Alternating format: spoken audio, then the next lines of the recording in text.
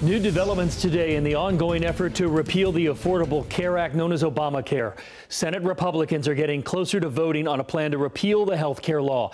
It is called the skinny repeal, and it's a leaner bill with a better shot, they think, of getting passed. These are live pictures of senators debating the legislation on the floor of the Congress right now. This comes as the same day York County's free clinic is providing health care to low-income families. Billie Jean Shaw has our story from there.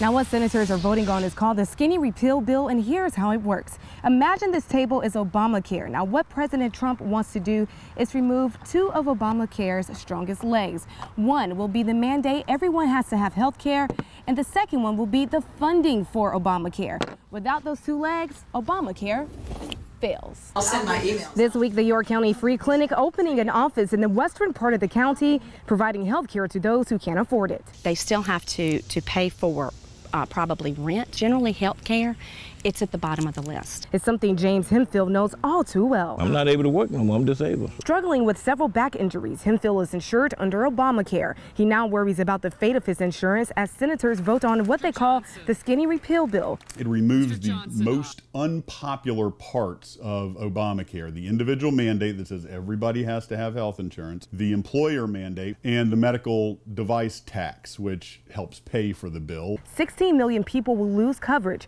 and premiums would rise 20% because the healthiest Americans would opt out. It'll be rough, real rough.